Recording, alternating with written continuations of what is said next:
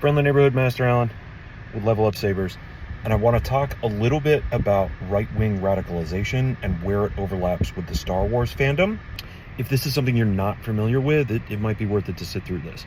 If you have been involved in the Star Wars fandom for any amount of time, you will have seen some of, or a lot of, aggressive, toxic negativity directed at everyone, especially any characters or actors that are people of color, women, or otherwise from underrepresented groups. The far right, not just in the United States, but globally, has been actively recruiting within the Star Wars fandom for a long time. Here's what that means. Any online space that has a large population of white males especially, that are like preteen, teen to early 20s, the far right actively recruits in those online spaces because those are the people they want to radicalize into their worldview to strengthen their ability to shape the world to their worldview. There is no fandom that is free of this. There are some fandoms that have a tendency towards being worse than others, but it isn't sequestered to one fandom because it is a problem within society, not just a problem of a fandom. So let me tell you about what the radicalization narrative can look like for you to keep as you navigate the internet and comment sections and etc. and why. Because it is easier for someone like me to safely engage with people that are on the path to radicalization to demonstrate an alternate path, because that becomes part of finding our way forward. Star Wars discourse as radicalization. I'm going to use the prequels because Anakin's story through the prequel movies is the path of radicalization. And so it has become something very easy for the far right to use to radicalize other individuals, basically through the same steps that Anakin takes. Now, depending on how you interact with the prequel story, there is going to be overlap between the way that they talk about and engage with the story and the way that you talk about and engage with the story. That doesn't mean that you have to stop. So however you experience Anakin's story, there's going to be places this lines up. Especially if you look at them through like a Greek drama or Shakespearean kind of a lens. If you're approaching it like literature, like there's going to be some overlap. So a key element is going to be Anakin is not to blame for his choices. And the figures that are to blame for Anakin's choices are the characters who are in a position to have expectations on Anakin or to tell Anakin no. The victim that they are trying to radicalize is ideally an individual who is feeling both sad and lonely and without purpose. And they are probably already converting all of those feelings into anger that they direct outwardly. Because this is just shit that society mass produces, and it's not uniquely white and male.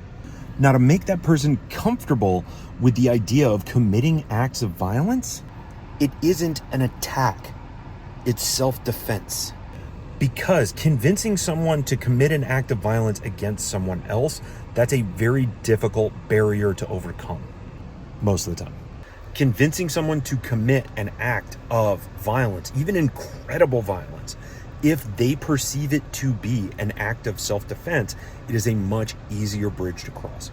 We have Anakin, who is ruled by his insecurity and his fear, and simultaneously driven by this ego and this arrogance. And that cocktail is why Anakin makes the choices that he does. But if we're going to use that story and radicalize somebody, it's the council's fault for not making Anakin a master.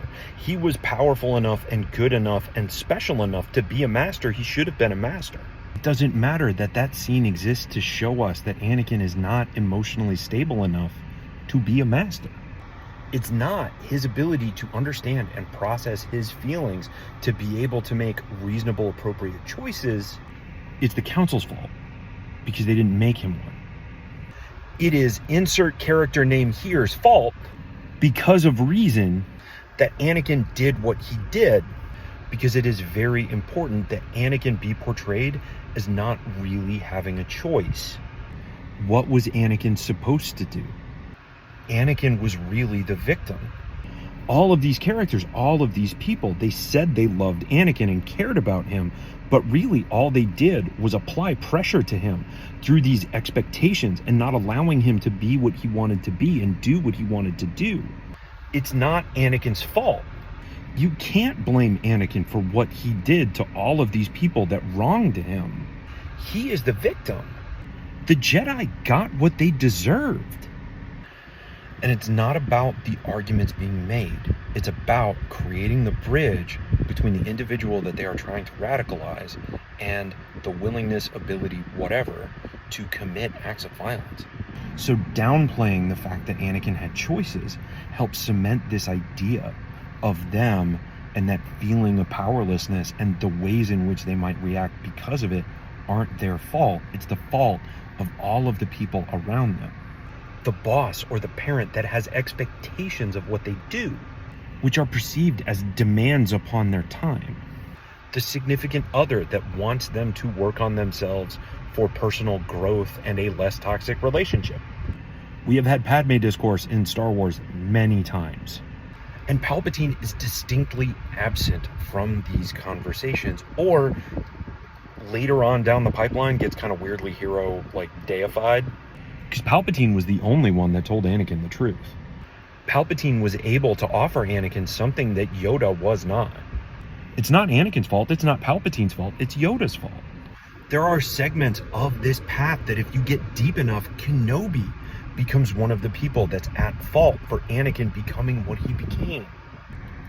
And the whole point of this spiral down doesn't have to lead to an individual becoming willing and able to do something catastrophically violent. Every step along the way, they become an individual that helps further the larger goal. Because there's this thing about people where the more times they have the same fight or the same argument, the less likely they are to change their point of view or their opinion or their perception. To the point where they will receive irrefutable evidence and still be unwilling to change. As a part of this video, I talked about how within the radicalization, part of how they frame the point of view of their victim is that that person is responding with self-defense. And that is very important, because it doesn't matter what is true, it matters what people believe. And if people believe that they are going into a comment section to do battle with someone in self-defense of the world that they are told is true and right and correct and whatever, they will resort to name-calling and other toxicity and verbal violence first. Because they are convinced the other side threw the first punch. They are righteous in their anger towards whatever comment section they're in. And then, if you are a content creator, this is the part that sucks. Because anything you do makes it worse. If you engage with them, they will call for aid. And now, all of these other people with that same worldview will come to defend this person who shares their worldview against the oppressor that threw the first punch. And if you do nothing but your followers or your friends go into the comment section and do verbal combat with these people, then whatever algorithm you happen to be in will deliver that content to other people who share that worldview.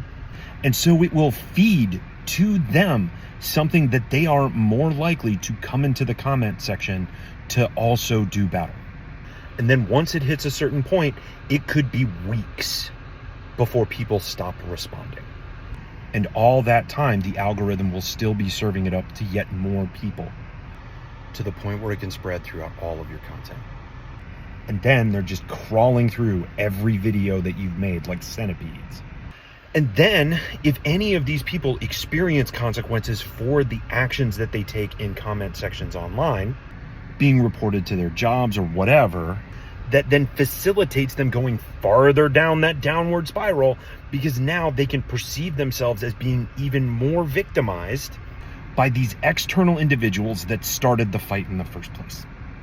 And now when we put that in contrast, Anakin's story to Osha's, Anakin's story of becoming Vader is a fall, it is a collapse, it is a crumbling. Osha's is rising into power. It's just a dark power. And that story can't be framed as a hapless victim who was without choice that ended up doing bad things, but it wasn't their fault, because it doesn't jive with their narrative thread. And then on top of that, it was a woman of color seizing a power that they envy or desire. So this gets us to the hard part. What can we do? Often people describe this aspect of the internet as bullies. And that's kind of true. But they function more like a group that is trying to do a hostile takeover of a country. And so their narrative for themselves is that they are freedom fighters, and the perspective of everybody else is that they are terrorists. So this then creates the problem that you can't fight them by fighting them, because what they want is a fight. So because these individuals are ruled by a kind of a sadness and a loneliness and fear to a certain extent, and they take all of them and they use them as fuel to manufacture anger. And when they can direct that anger at another individual, they get like 30 seconds of freedom from those other crushing problems. So the more they can fight, the more they can argue, the more people they can do that with. Not only the farther down the spiral do they go, but that becomes the only way they know how to get relief from being themselves. So what can we do? One thing you have to do is create safe zones. And so that means blocking and deleting rather than engaging. Problem is, as a content creator, the more of that you do, the more your reach gets nerfed to the extent where you won't get seen at all, even by the people that agree with you.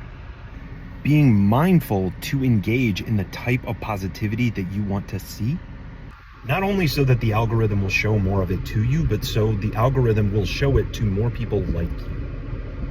Because in order for this to stop being a problem in Star Wars or video games, Star Trek, Lord of the Rings is getting ready to go through this too. Again, we have to stop it from being a problem in society, and we are optimistically generations away from that. And that will be generations of incremental progress if we have the ability and the stomach to do it. All while working against an ideology that has been content to make incremental progress for decades. And that is going to mean people that look like me being comfortable doing call-in content, which is very difficult. Because calling somebody out gets way better views. And doing a lot of calling people in can make other people feel like it will be less safe to engage in your content. Because there's going to be more individuals that are on those borders of the early stages of the pipeline. Because the people who become targets based on how they look cannot safely call people in. The types of shit that they face by risking putting their face on that message, like you're talking about tangible, credible, like threats to somebody's safety. So none of the ways that we fix this are fun, because it's all about being vulnerable and patient with other people and not getting a whole lot of it in return. So if people that you care about are being attacked, by all means fight for them within their comments if they want you to. But something that can help also, that sometimes gets overlooked, is seeking out ways to positively interact with their other content so that they get to be seen by more people that want to see them that way. And then they're not just having to shovel bullshit out of their comment section over and over again. And realize that there isn't one person that is the face of the aggressive toxicity. This is something that is woven very deeply into certain online spaces that you may not cross paths with very often or interact with at all.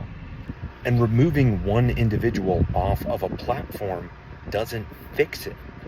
Because it's not a snake that you can just cut the head off of. The group doesn't stop being dangerous. It becomes like a hydra, and there's not a way to seal the heads to keep more from growing.